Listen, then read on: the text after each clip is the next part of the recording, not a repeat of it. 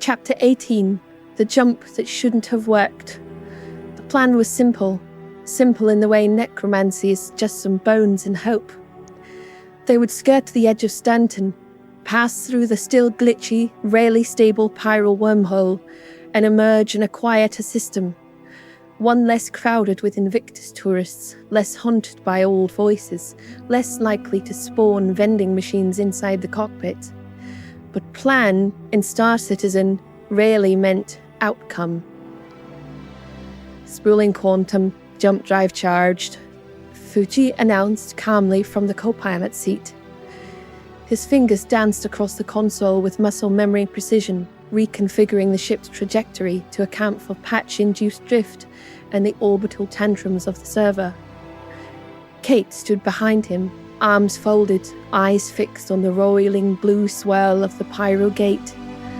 The wormhole shimmered on the edge of physics, a whirling scar torn in the stars, mesmerizing, terrifying, unstable. Nick strapped in backwards, arguing with the ship's UI, which had decided that the quantum route to Pyro required a round trip to Microtech and a brief layover inside the sun. "Bublina?" Kate called out, frowning. The soda can chimed in, a voice perky but strangely static-tinged. "Route integrity is technically probable. Enjoy your journey through spatial uncertainty." "Kate, that's not a number." The bone marrow accelerated, space bent, twisted, screamed, and then swallowed them whole. Interior ship, moments later. Something was wrong.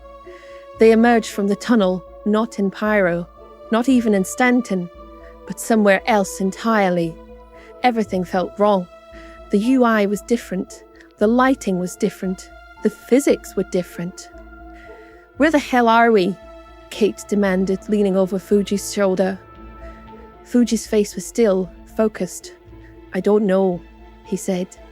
Nick finally turned his seat around and looked at the console. "This isn't Star Citizen." Kate, "Excuse me?" Nick, visibly sweating. "This is something else." Fuji, "What do you mean?" Nick, "I think we're in the wrong game." Exterior space, third-person view. The bone marrow, no longer textured in CryEngine grit, now sat sleek and almost sterile in the vast blackness of a different universe. No port authority screamed at them, no ships rubber-banded past. Instead, the HUD blinked clean lines, angular typography, and ship names like Crate Phantom and Federal Corvette. "Bublina, warning, you have entered a dimension without adequate beverage vending infrastructure. Cultural downgrade detected." They began running diagnostics. The ship's systems had half-translated. Their MFDs were readable, barely. Kate's armor still responded. Fuji's blade had somehow been assigned a weapon slot. Nick tried to access the map and accidentally deployed a cargo scoop. "Kate, I swear to Harrow, if this is your fault..." Nick, "I didn't mean to cross-code 2 simulation layers, okay? I was just trying to reroute our travel vector past the NPC Idris." Fuji, "Right. And instead you reloaded us into the wrong reality." They attempted comms. Nothing worked. Every message bounced. No global chat. No mobiGlas. Even Bublina's voice occasionally stuttered in an accent that sounded more British. "Kate, we're trapped in a universe where the UI makes sense, the HUD is legible, and the ships fly like they're obeying real physics." Nick, horrified, "No one is clipping through the floor." Fuji, "No one is dying from looking at a med pen." Bublina, "No one here has pressed N by mistake." And yet, something was watching them. A massive Anaconda Star-class ship drifted into view. Its scan signature bloomed. Unknown pilot transmission. "You're not local, and your drive signature makes no sense. Whatever you are, you shouldn't be here." Kate, coldly, agreed. To be continued. Next chapter, the docking clamp paradox. As the crew tries to navigate unfamiliar systems, deal with suspicious locals, and find a way home, an old friend's name appears on a ship registry that shouldn't exist in this world. Tigerlight.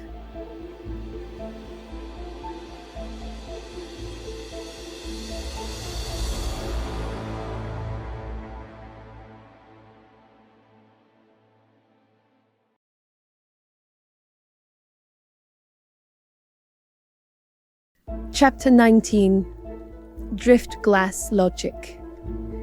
In the cold clarity of the Elite Dangerous universe, everything was too quiet.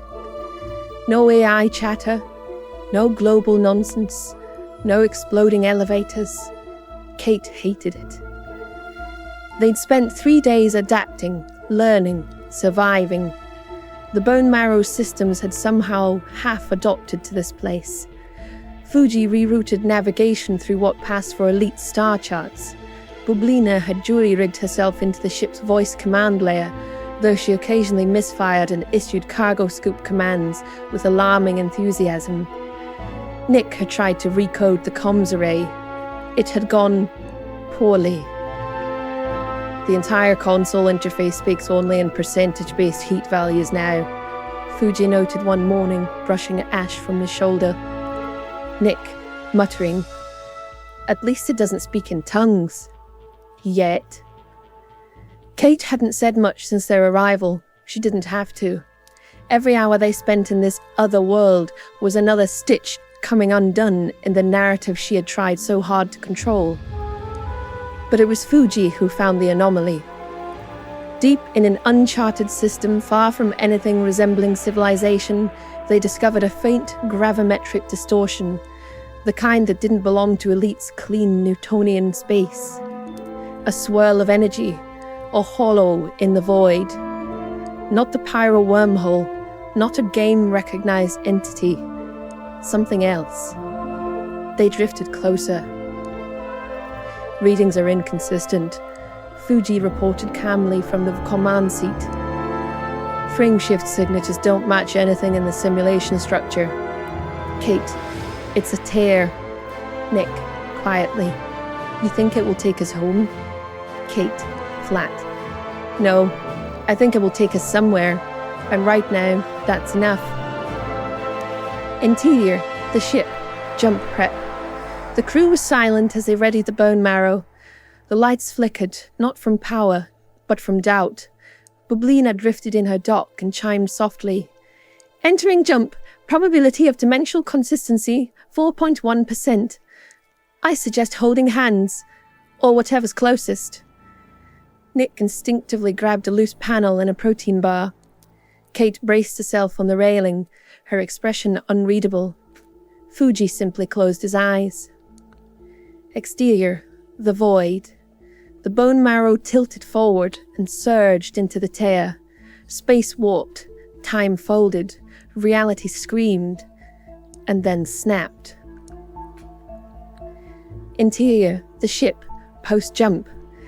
Everything was dark for a moment. Systems rebooted. Bublina flickered. Reinitializing. Fuji coughed. That didn't feel like CryEngine. Nick groaned. Please tell me we didn't land in Minecraft. Kate stepped to the viewport.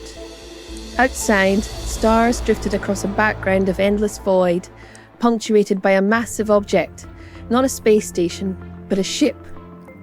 A long, sleek hull, silver and blue, with a massive forward dish array.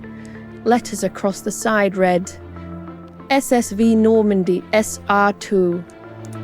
Kate didn't speak for a full 10 seconds. Then, Fuji? Yes? Where the hell are we now? Judging by the design, we've entered Mass Effect. Bublina, softly, ominously. Commander Shepard is not responding. To be continued. Next chapter, Paragon Drift. The crew must decide, blend in with the galaxy of mass relays and reapers, or try again, knowing each jump might take them further from home and closer to something watching them across realities.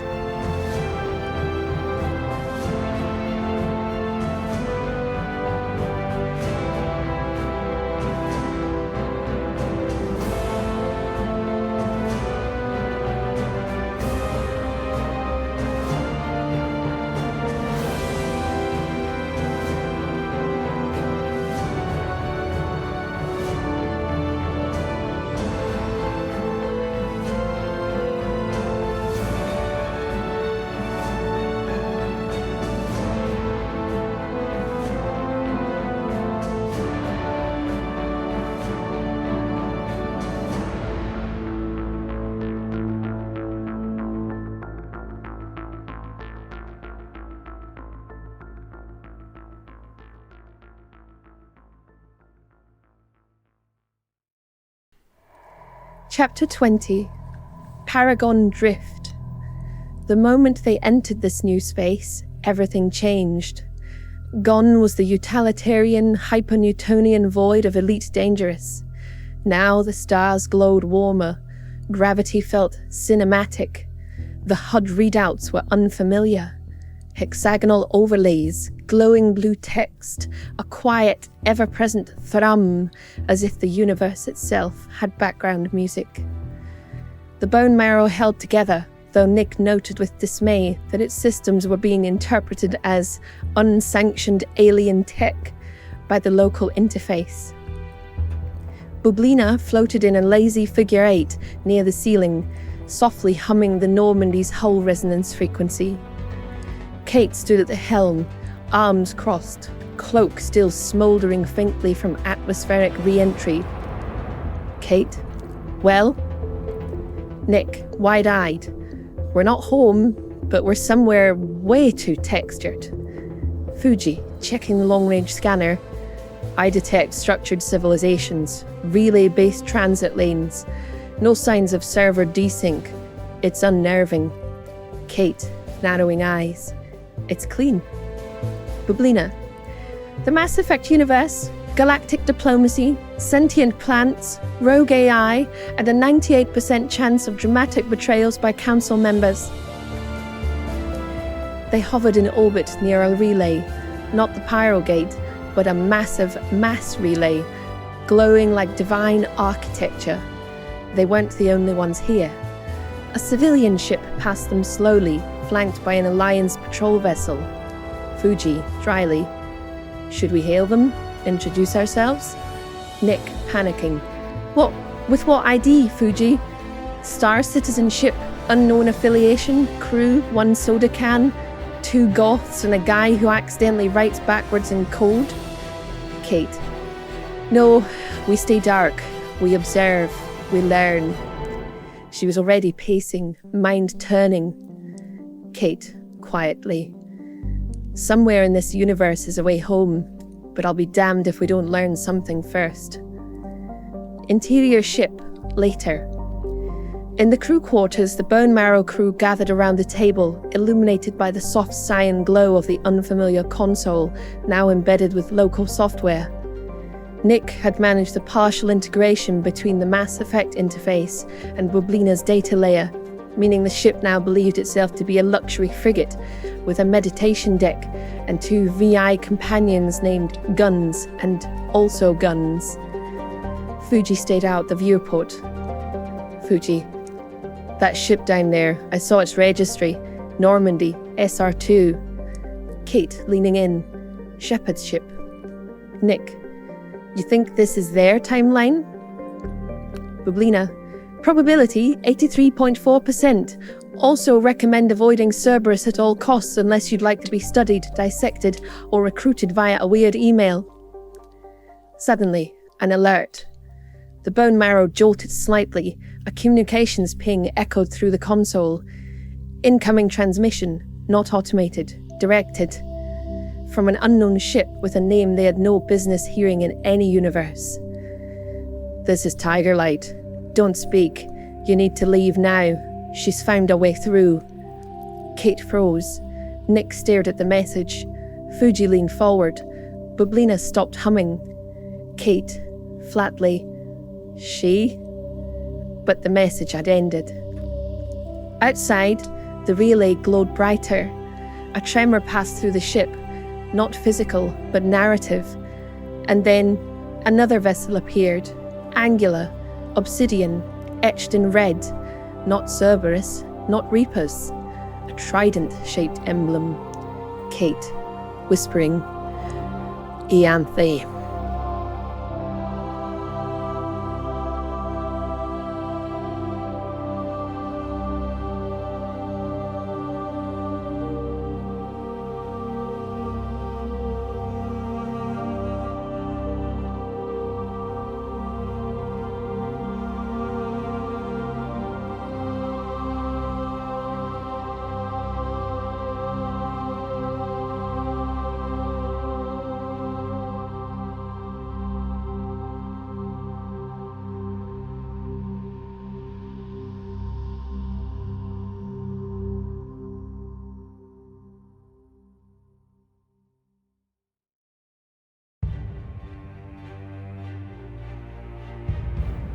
Chapter 21.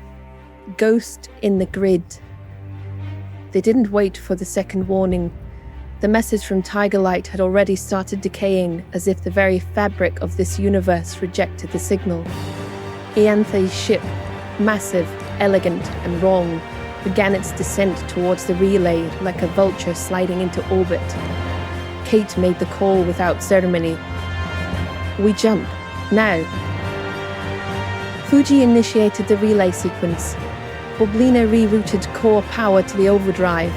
Nick, swearing, physically disconnected a Mass Effect translation plug that had started sparking in protest.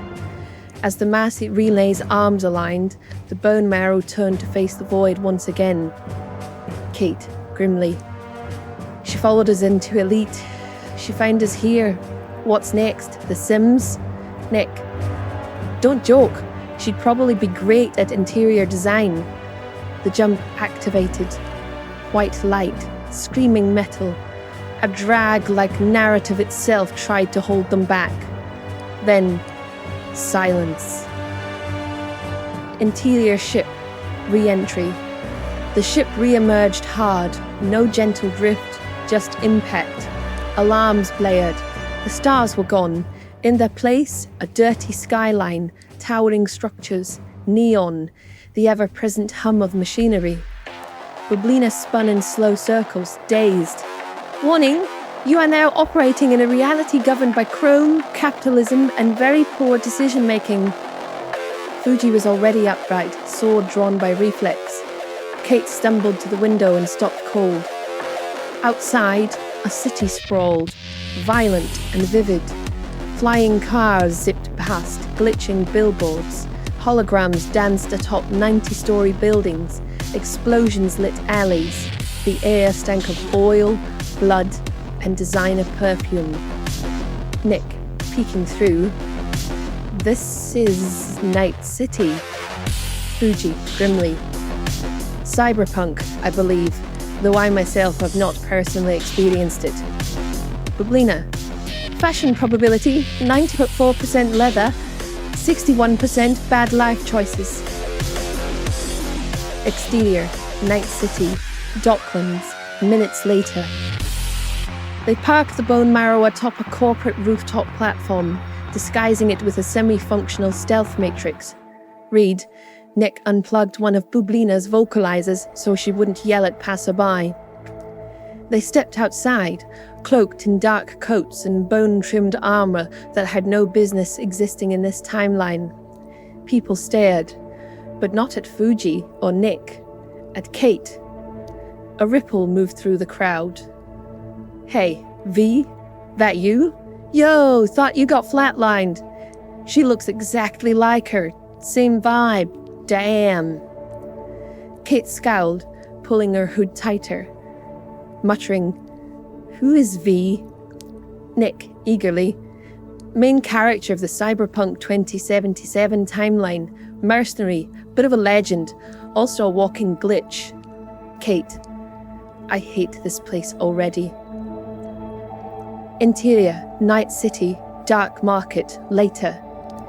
Fuji was interrogating a street vendor over a crate of non-legally sourced stims. Boblina had begun hovering inside vending machines to shout financial advice. Nick had been halfway through connecting to the city's net when the interface literally slapped him with a feedback pulse. Kate sat alone on the edge of a graffiti-covered balcony, watching the skyline flicker. Another voice spoke behind her, soft, familiar, wrong. You wear this world well. Kate didn't turn. Ianthe, she said flatly. The voice laughed, but only once. Not quite, but close. I'm just a reflection, a warning. Kate turned slowly. The figure behind her looked like her. Or rather, like V, but laced with Kate's mannerisms, her posture, her eyes. The simulation was catching on. Kate rose to her feet, cloak billowing. We're leaving. Now. Interior, the Bone Marrow, seconds later. Fuji sealed the hatch. Nick was already spooling up another blind jump. Nick panicked. Whatever's happening, this game knows her. It's adapting to her. This is not just narrative bleed anymore. It's echo imprinting. Kate, flat. Then we go, before it tries to make me a protagonist. Bublina, chirping. Wormhole alignment locked. Recommend fleeing now, with style. The Bone Marrow launched, through the skyline, past screaming ads for smart guns and cybernetic limbs. Above the chaos, up to where the sky itself began to peel open, they jumped. No course, no plan, just motion, just escape. Exterior, the black void, still in transit. Outside the ship, nothing but swirling code. Not stars, not sky. Inside, a low hum. A voice echoed through the comms, not theirs. You can't keep running, Kate. I'll find you again. Reality is thin. I'm sharpening my knives on its edge. Kate, calmly. I know.